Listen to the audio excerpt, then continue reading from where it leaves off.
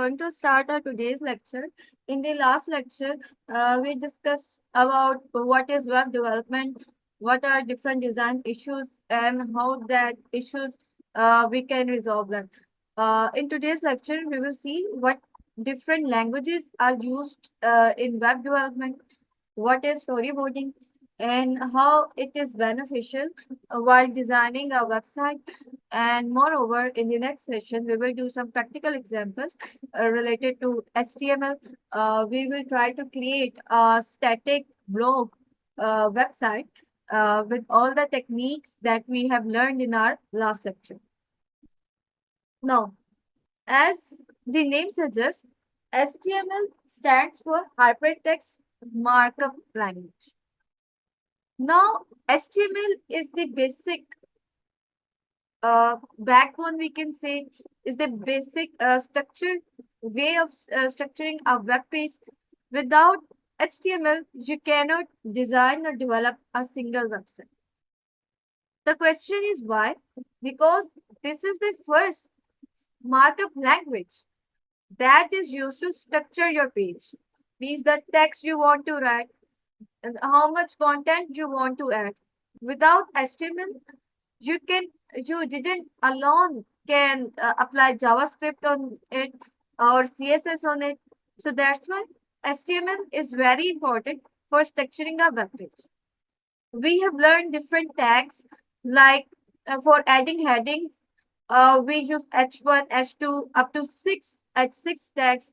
Then we see how we can add image with the help of image tag. Then we see in the last lecture that by using a anchor or a tag, how we can add the link functionality in that. So we learned multiple tags in our last lecture. The purpose of saying is that without HTML, you cannot write the content of your web page. Then HTML contains different features. The first one is the structure. So as I told you that by using different elements and tags, we define different parts of our web page. Just like the heading, we have seen the title. In the header, we gave the title by using the title tag. Then in the body tag, we use paragraph, list. We have learned the links, images, and much more. We have seen all the basic tags in our last lecture. So for structuring our web page, we use that tags. Then semantics. Semantics means the meaning of describing something. Now we have different semantic tags. In semantics, we have header, we have footer, article, and section. What is the purpose of these tags? We will see a bit later by performing some practical examples. Now, the purpose of giving this tag is to do the SEO of your website much better. If each and every content have a meaning, for example, if you enclose the headings into the header tag, what will that indicate? It will indicate that it is the header of your website. And if the end, at the very end of your website where you give your contact information, some external links you add there, then that area will be called a footer. So in this way, if you give each content or each section a name, then it becomes more meaningful and it will help the browser and the search engine to understand what the content wants to deliver the meaning here. Now we haven't seen forms yet, means how we can create different web forms by using different tags. For that purpose, we use form tag. In the form tag, we have multiple tags like input. You have seen an input field where you input some text and by submitting a button, your form is submitted. So in the same way, we have different text like for creating the text area, for adding the image, videos, select. So these are all the different tags that we are going to use in our HTML. And for media, we have seen the image tag. If you want to structure an image in your web content, then you are going to use the image tag. And for audio tag is used, and for the video tag is used.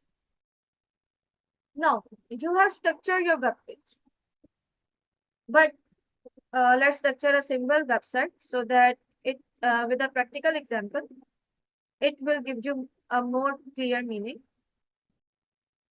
So we will go to our VS Code and let's build something with the help of these tags that can help you to understand much better what is HTML and how you can structure it. After that, we will go towards our CSS and JavaScript or Java. So in the last lecture, we studied all of these tags. So let me show you one more technique here. For example, if I want to comment this, all the content out, if I want to comment this out, then you have to select all of the text. After that, you have to press Control plus backslash like this, and all the text here will be comment out. So instead of this, let's create a new page here. And if you want to uncomment, then you again have to press the Control and backslash button.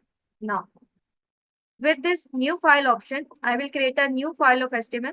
So let's name this tags.html. You can give the name of your choice.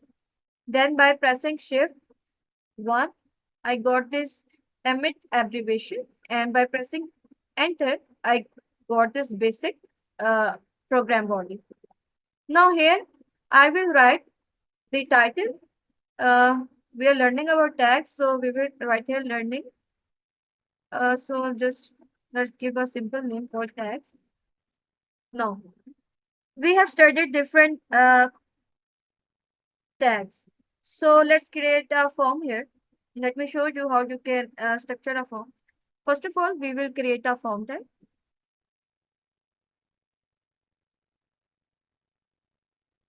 Now in this form tag, we will have some input tags in which we are going to write some input like this. And in this input tag, what we are going to do is to write a label. First of all, here we are going to write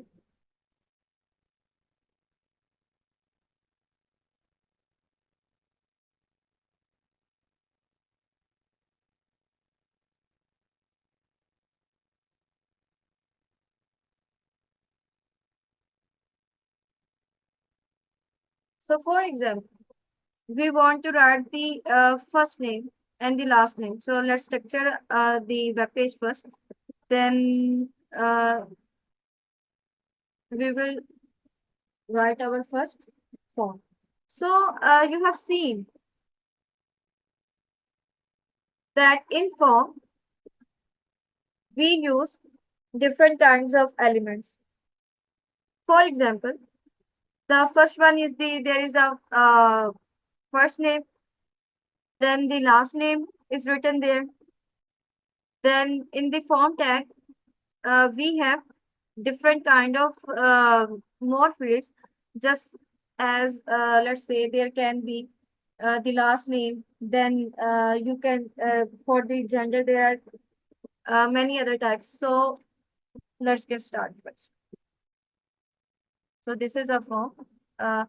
So whenever you open a tag, you also have to close a tag. First of all, for labeling, for example, for first name, I will give a label. This the label tag is used to set a label before the input field. So we will give a label here like this. And here I am going to write the first like this. Now, after I want the first name on the top, and in the second line, I want that input field. For breaking the, just like in C++, we use /n to break the line. Here we use BR tag for that purpose. It is a self-closing tag, so we don't need to use a closing tag for that. It will be closed by its own. Then after, in the second, we want an input field. So we will write input like this. And then we have to specify the type. Means it is a password. You want to enter email or text. So we want to enter a name. So the type will be text like this. Now, second, we want the last name. In the form, we have seen there is another field of last name.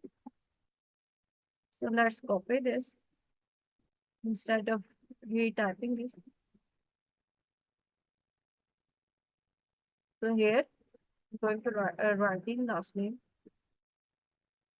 Then again, there will be an input tab.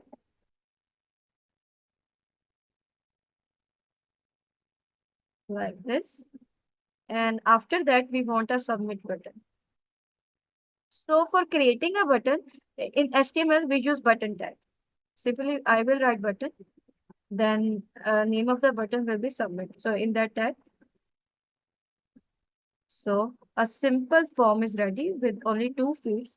So if you want to enter a phone number, you can also add a label with that. Let me show you. Here we will write another label.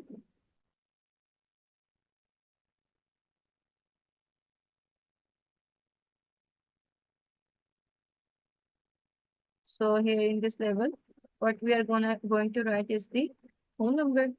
So here you can write the phone number. Okay. Then after that here,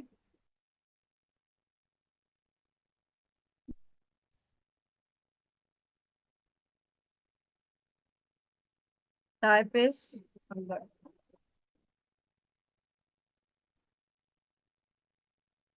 Then after that, we also want a set a password. So here in the label, what we are going to do is to add a label with name password. The purpose of this is just to show how HTML works, just to structure our web page. Now, again, with this copy, so I'm going to paste it here again, and the type we will write password. So it is almost ready. So there is the BR tag, and there is also the BR tag. So let's add some BR tag here, this one. After that, so let's see first what it's built.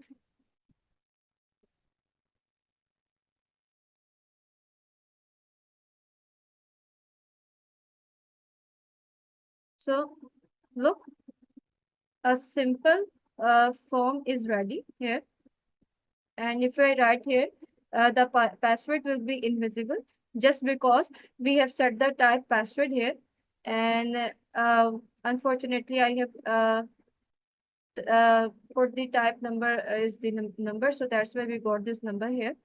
So let's fix it first. Here we are going to write text. And then we can write whatever we want. So in this way, see, so the basic purpose of HTML is to give your website a structure. Now, for setting the alignment, for giving them background color, for placing them at the right place, we use CSS. CSS is normally used to style them. So we will see that is used to structure our website. The second one here is the CSS. That stands for Cascading Style Sheet. Now, for we know that the HTML is used to structure our web page. But why the CSS is used? For example, I want to give a background color to this form. I want to set all these tags into center. And I want to give a spacing, give a space between all of these tags. So for that purpose, CSS is used. The purpose of CSS is used to decorating your website or styling your website. It allows you to specify different colors, font size, different visual properties. You can use them. Then we have seen different layouts. In the very first lecture, I share with you different kinds of layout. I teach you, and you have seen different layouts like Z pattern, F pattern. So how that layouts are made? For building that powerful layout system, we use Flexbox and grids. These are the properties of CSS that we will learn in this course, how we can build that layout by just styling our HTML. Now, the second thing here is the responsive design. What is the responsiveness mean? We have also seen in our last lecture to fit our content at every screen, whether it is the screen of a mobile phone or laptop or tablets. Our website should look good on each and every screen. For adjusting our web page on different website, for example, we want to adjust our website on different modes like tablet mode, laptop mode, or if we want to set it on desktop mode. For that purpose, CSS is also used. Media queries are used to by setting different kind of conditions. We can set different screen size. Then for animations, means you want to create some animated character, you want to do some transitions, and for that purpose, we use CSS. So CSS is normally used for styling our web page. So let's see a simple example of it. For writing the CSS, there are three ways to write the CSS. We have inline and external, and the third one is the internal. Here I am showing you how you can write the internal CSS. After two types, we will learn later.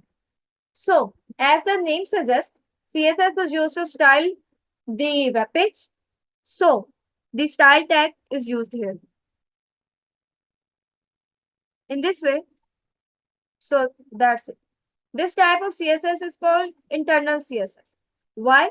Because in the HTML page, instead of creating another file for CSS, we write the CSS file in our index.html. That's why this type of CSS is called internal CSS. So for example, I want to give the body a background color. So I will write the tag body, then the curly brackets. Here, I will use the property of background color. See, we got this property, and let's suppose we want to give this color. And if you want to adjust this color, VS Code give us this color palette. So we can adjust the color according to our will. So let's take some light colors here. And by setting this, now it's done. You have to press the Control S. Now let's see what will happen here. As you can see, the background color is totally changed. So this is a little demo how CSS works. So the basic purpose of CSS is to style our web page. I just simply change the background color of this page. We can apply multiple styles, different CSS properties, which we are going to learn one by one after we practice a bit about HTML. Then we will move towards our styling part, that is CSS. Then the last one is the Java. Now this is the optional language. You can use other programming languages for our backend.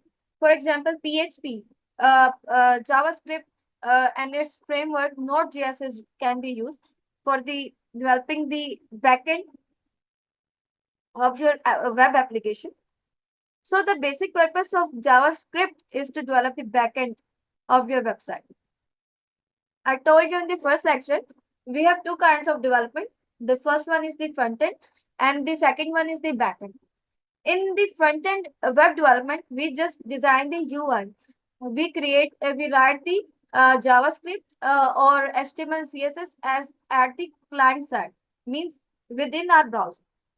But what if we want to put our website on the main server, like Google Chrome and different search engines can search that and show our website to the public?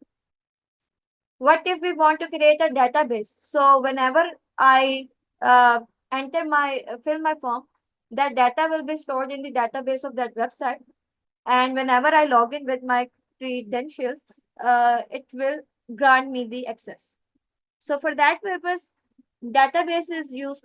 And for linking the database with the website, these backend languages are used like Java, Python, Node.js, JavaScript. And then we have seen OOP, that is stand for object-oriented programming.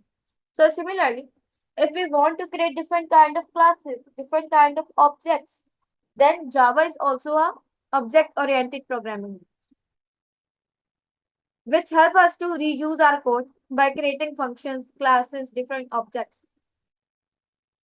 Then it is platform independence. What is the meaning of platform independence? Means the JVM, the Java Virtual Machine, can be run on any kind of machine, any kind of compiler, any kind of processor. This can be worked. So that's why it is called the platform independence language. Then the scalability means if you have very larger application, if your project is very large, you are working on a very big or mega project, then Java is very useful for you, because as your requirement changes, the JavaScript will also change with the change of the requirements. Then we have different frameworks for using the Java, like Spring, Java Server Faces. Different kind of frameworks are used for web development. So in conclusion, we say that to structure our web content, we use HTML. For styling that web content, we use CSS. And for building a backend system, we use Java. So if you have any questions till now, let me know. Okay, you have no questions? Now, the second point is the storyboard. Now, what is a storyboard? For example, you have a design in your mind. Like I am going to create my website in this way. The logo will be on the top left corner. The navigation bar will be after the logo. And I have a header section, footer section in such a way. So, how you will write that? How you will explain your structure to others? So, you have to sketch your idea in some way. For that purpose, that is called storyboarding. Means mapping your thoughts onto a paper or to sketch your thought is called storyboarding. We use storyboarding in different kinds of fields like films, animation, theaters, advertisement, or web development. By drawing a sequence of sketches, then arranging them in such a way that it can help the readers or other person to understand your idea. So let's see with an example. So this is a storyboard. For example, you want to create a website for a restaurant. So here in the restaurant, we have different kind of recipes. For example, you want an image for the header on the top side. Then you will write the name of your favorite recipe. Then this will be the navigation bar that contains the home, the starters, what kind of soups are there, the barbecues, the desserts.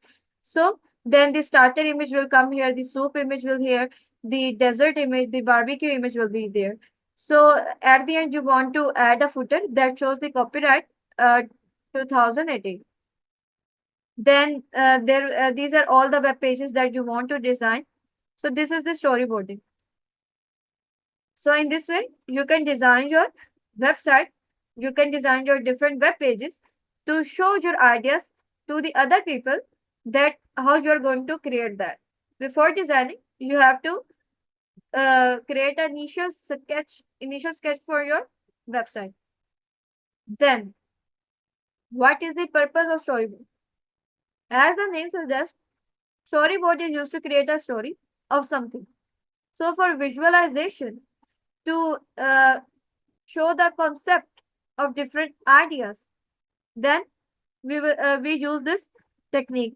And for sure, if you want to plan your ideas, if you want to see to identify different issues, you want the permission of each and every team member.